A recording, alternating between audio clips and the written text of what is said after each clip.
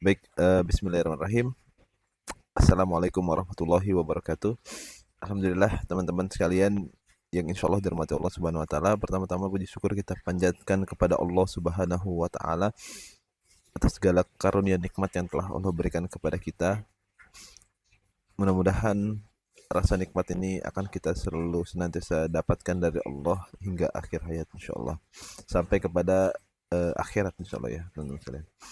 Begitupun juga salawat serta salam kita haturkan kepada Nabi Muhammad Sallallahu Alaihi Wasallam, manusia yang senantiasa kita menjadikan suri tauladan, dan juga mudah-mudahan kelak di yaumil kiamat kita bisa mendapatkan syafaat dari Rasulullah Sallallahu Alaihi Wasallam. Alhamdulillah teman-teman sekalian, pada kesempatan hari ini jadi kita akan terus melanjutkan video kita tentang fitrah ya teman-teman sekalian.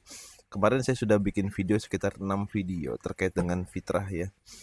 Fitrah tentang kita bertuhan kepada Allah Subhanahu wa taala, atau ya bertuhan gitu ya. Yang dimana kita mendapatkan jawaban bahwasannya Tuhan yang paling layak untuk disembah ya, yaitu Allah Subhanahu wa taala gitu ya. Dan juga mungkin kita juga sudah bahas ya kenapa kita harus bertuhan dan kenapa kita harus mengimaninya dan sebagainya macamnya, karena kita sudah bahas dari sisi kemanusiaan atau fitrah itu sendiri gitu ya. Nah, jadi teman-teman sekalian juga wajar aja kalau ada orang yang bilang mengatakan bahwa Allah itu bukan Allah, maksudnya Tuhan itu nggak ada. Itu sebenarnya bukan bukan hal yang kurang ajar karena kalau dia belum tahu ya. Tapi itu sebuah yang wajar karena makna syahadat juga kan, kalau seandainya kita potong bagi dua gitu ya. La ilaha, tiada Tuhan kan gitu ya. Tapi kalau disambung dengan illallah, maka tidak Tuhan yang layak disembah kecuali Allah kan gitu ya. Jadi mungkin wajar kalau seandainya orang-orang yang belum mengetahui gitu ya, orang-orang yang belum mempelajari tentang kehidupan alam semesta dan manusia itu sendiri, maka mereka akan mendapati bahwa ya udahlah kita hidup begini aja gitu. Makanya mereka, di antara mereka banyak yang malas untuk bertuhan atau bahkan nggak mau bertuhan. Itu bukan karena nggak masuk akal, maksudnya itu karena dia nggak mau membuka diri untuk membuktikan ketiga hal tadi itu datang dari mana, dan itu kan akan berakhir ya dan sebagainya macamnya. Nah jadi pada kesempatan video hari ini sudah kita akan bahas tentang kesimpulannya ya teman-teman sekalian. Katakan kemarin itu kita sudah bahas tentang kitab-kitab gitu ya, tentang bukti dari Allah adalah Tuhan, dan juga kan kita juga menolak gitu Tuhan-Tuhan yang dipertuhankan oleh manusia pada saat ini dan zaman dulu juga gitu kan ya, dan sebagainya macamnya. Dan bertuhan kepada Allah itu sesuai dengan fitrah gitu ya. Nah pertanyaannya kan mungkin gini ya, kenapa kita ambil referensinya Al-Quran gitu ya, kenapa nggak kenapa kita nggak bedah juga kitab yang lain gitu kan gitu ya. Mungkin ini pertanyaan yang make sense ya, masuk akal ya. Ya kenapa kita ambilnya Al-Qur'annya aja untuk membuktikan Allah itu ada, Allah itu Tuhan, dan juga perintah-perintahnya itu sesuai dengan fitrah gitu. Kenapa kita juga nggak ngambil eh, referensi kitab misalnya Bible gitu, atau kitab apapun itu agama lain gitu. Gampangnya gini teman-teman sekalian, kita itu kenapa kita mengambil referensinya Al-Quran, karena akal kita sulit untuk membuktikan. Saya sudah jelasin kemarin ya, akal kita sulit untuk menjangkau eksistensi Allah dalam segi objek wujud gitu, karena susah. Bukan karena nggak bisa, cuman akal kita nggak sampai di sana. Saya sudah jelaskan salah satu sifat Allah itu akbar.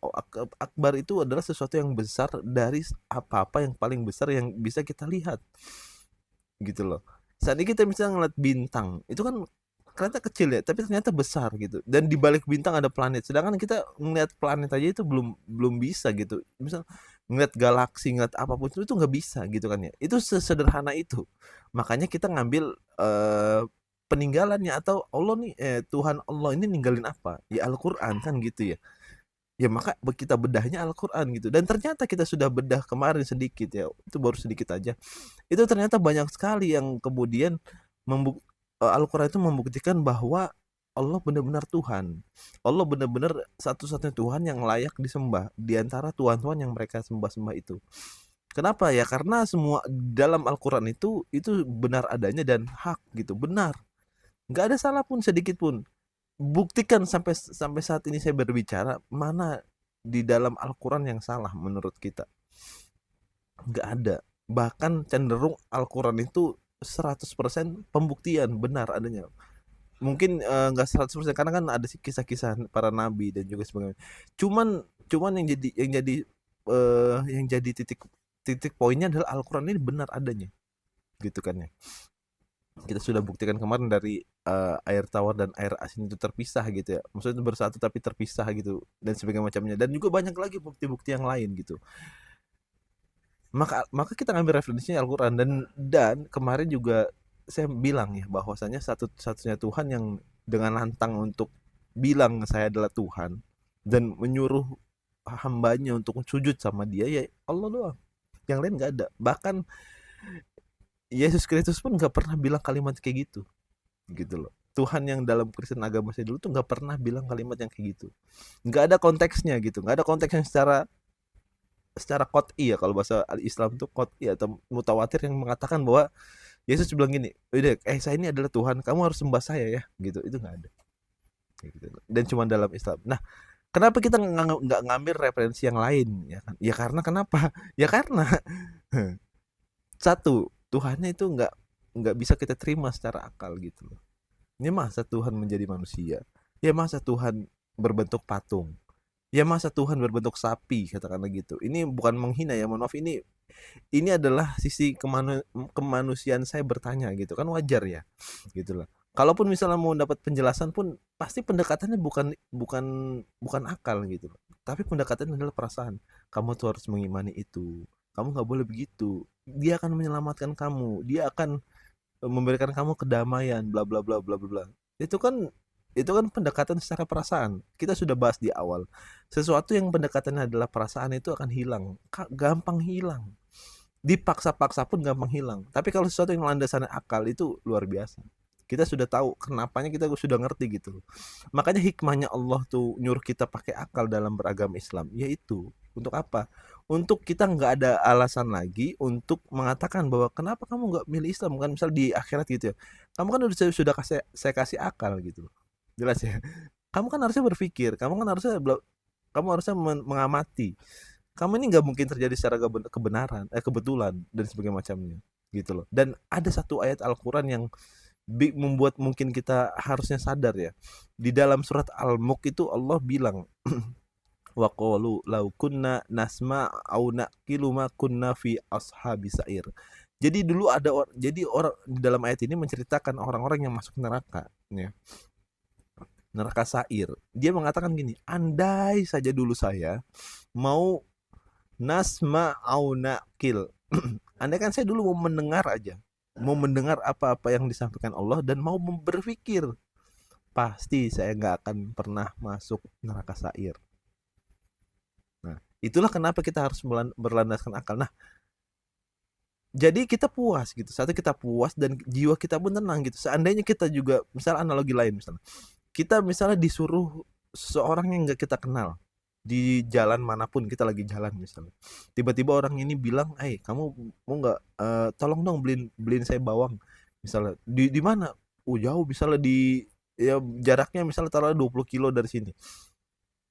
Mungkin kita akan bilang iya, tapi kita akan terpaksa kan, ngerti gak sih? Oke, aku akan tolong kamu, oke. Kita jalan, cuman kita bertanya, loh ini siapa dia, kenal juga enggak, apa juga enggak gitu loh. Tahu-tahu dia sudah bilang nyuruh saya beli bawang misalnya, jauh-jauh lagi. Itu pasti ada pertanyaan-pertanyaan begitu. Dan normalnya kalau saya itu menolak gitu. Kenapa? Ya lu siapa kan gitu ya. Normalnya, tapi kan manusia beda-beda, oke lah. Nah, seandainya kita balik misalnya, orang yang tadi nyuruh bawang itu adalah misalnya ibu kita misalnya, orang tua kita, apa yang kita lakukan? Nggak usah mikir-mikir. Kenapa? Karena kita tahu jawabannya gitu loh, ngerti nggak? Kita puas. Karena ya buktinya sudah ada, dia adalah ibu saya dan saya dia adalah orang tua saya dan saya dilahirkan oleh dia. Makanya saya nurut gitu. Nah itu teman-teman sekalian. Jadi insya Allah di kedepannya video selanjutnya kita akan bahas ya. Kenapa kita harus tunduk juga secara penuh terhadap syariat-syariat Allah Subhanahu wa taala. Jadi pada pagi hari ini saya berikan kesimpulan, mudah-mudahan kesimpulan ini bisa menjadikan kita juga sebuah tambahan ya khususnya buat saya sendiri dan juga mudah-mudahan buat teman-teman semua. Mungkin itu teman-teman sekalian, mohon maaf apabila ada kata-kata yang keliru. Kalaupun ada saran-saran yang harus saya lakukan, teman-teman boleh ketik di kolom komentar ya. Gitu mungkin, barakallahu fikum. Wassalamualaikum warahmatullahi wabarakatuh.